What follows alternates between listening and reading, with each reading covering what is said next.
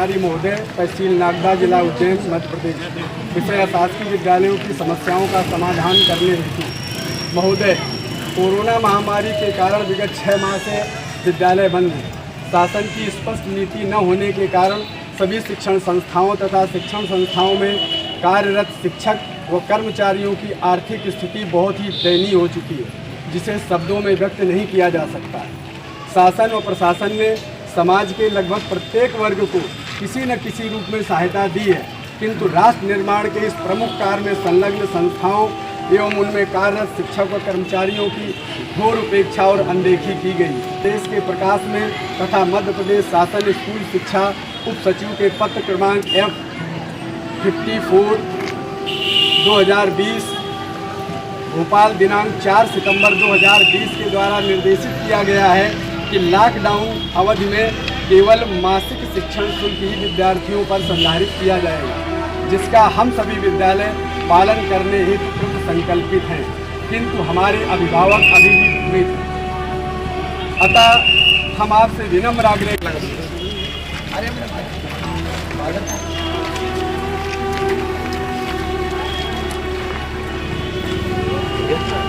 Sir आप थोड़ा सा खेल जाना।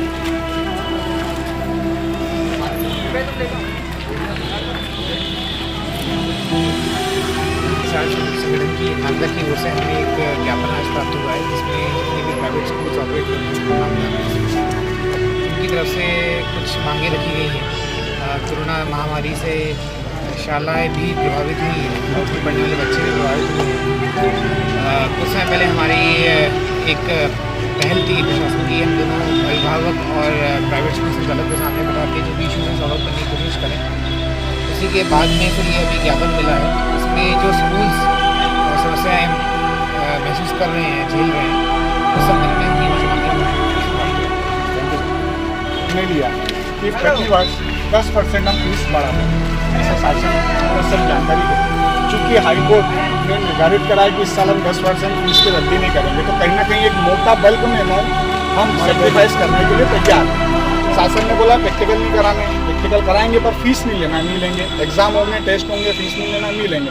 अब ओनली 10 माह की ट्यूशन फीस लेना है, उसमें भी अगर अभिभावक हमसे ये कहते हैं कि इसमें भी कंसिडर कर दीजिए, तो फिर स्कूल चलाना है, टीचरों को पेमेंट देना है, बिजली का बिल भरना है। जो बड़े स्कूल हैं उनको अन्य जो लोन अगर किसी माध्यम से ले रखे हैं उनकी किस्त भरना, 10 महीने की फीस में और भी हम कंसिडर कर देंगे कि प्रमुख स्कूल आए।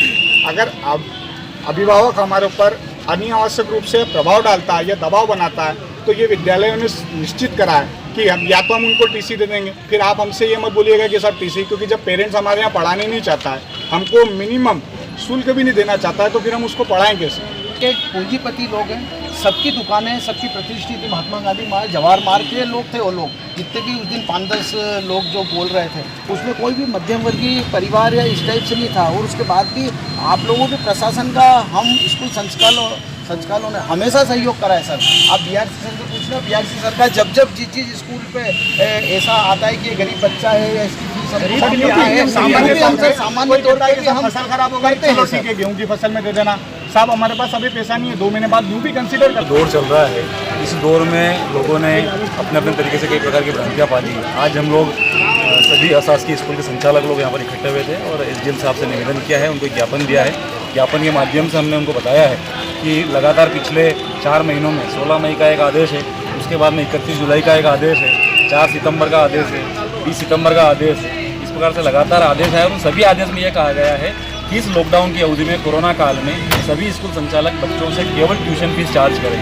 वो भ्रमित होकर के अनावश्यक स्कूलों के ऊपर दबाव बना रहे हैं, शासन प्रशासन को जाकर के भ्रमित करने की कोशिश कर रहे हैं। तो आज हमने एसडीएम साहब से ये निवेदन किया है कि इस प्रकार की भ्रांतियों को वो तमाम प्रकार के प्रचार माध्यमों से दूर करें और इस पालकगणों से निवेदन करूंगा कि वो इस गाइडलाइन का पालन करें, विद्यालय के सुचारू संचालन में सहयोग करें और ट्यूशन फीस का पूरी ईमानदारी से नियमित रूप से भुगतान करें, जिससे कि उनके बच्चों का भविष्य बनाने वाले उन शिक्षकों को भी हम लोग नियमित रूप से वेतन दे सकें। इस माहौल में किसी में हम आए महामारी में सारा जो प्राइवेट स्कूल है आप लोगों के साथ, 7-8 लोगों के साथ, सबके साथ है। तो जितना जो प्रशासन जो बोल रहे हैं उसका हिस्सा, जो कोर्ट में जो बोल रहे हैं उसका हिस्सा करने के लिए तैयार हो जाइए और हम भी तैयार हैं। और किसी की कोई तकलीफ है तो व्यक्ति दूर से स्कूल संचालन से मिलकर उसके अनुसार व्यवस्था करने की प्रभाव करेगा। हम सभी स्कूल संचालकों ने आज ज्ञापन दिया एचएम साहब को, और सभी आज कोरोना के कारण इतने ग्रस्त हो चुके हैं और सबसे ज़्यादा प्रभाव पड़ा है वो स्कूलों पे पड़ा है। हम ये नहीं सोच रहे कि हमको खूब सारी फीस मिल जाए, लेकिन इतना फीस मिले ताकि हम हमारे आगे की ज़रूरतें पूरी कर सकें, क्योंकि ऑनलाइन शिक्षा देने पर भी या ऑफलाइन शिक्षा देने पर भी हमें तो आज सारे टीचर्स लोगों को सैलरी देना है, और सारे टीचर्स जो है वो एक स्कूल पे ही डिपेंड करता है। सोयाबीन आती है, गेहूँ आता है, सब कुछ आता है। हम हर चीज़ को मामले को देखते हुए आगे बढ़ते रहते हैं कि इस साल की फीस अगले साल आ जाएगी, लेकिन अब ऐसा लगने लग गया है जैसे जैसे पहला महीना गया, दूसरा महीना गया, अगस्त सितंबर, जैसे महीने बढ़ते गए, 7वां महीना अब चलने लग गया, स्कूल को बंद हुए, तो हमें सारे संचालकों को महसूस होने लग गया कि सारा क्षति जो कोरोना से हुई है वो शायद स्कूलों पे ही गाज गिरी है।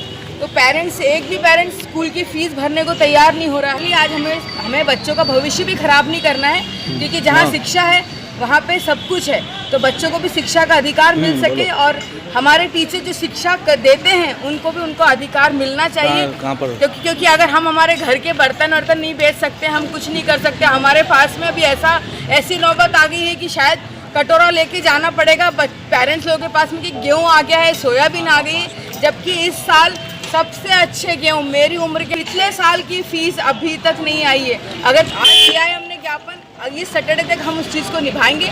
अगर ये हमारी इच्छा पूरी नहीं की जाती है तो मंडे से हम लोग बिना फीस के नो फीस नो स्कूल का काम चालू कर देंगे, कि जब तक फीस नहीं आएगी तब तक हम स्कूल में किसी बच्चों को शिक्षा नहीं दे पाएंगे, क्योंकि टीचर्स लोगों को सैलरी देना बहुत ज़रूरी है। जब तक करेंगे हम आगे हम लोग भी काम नहीं कर पाएंगे।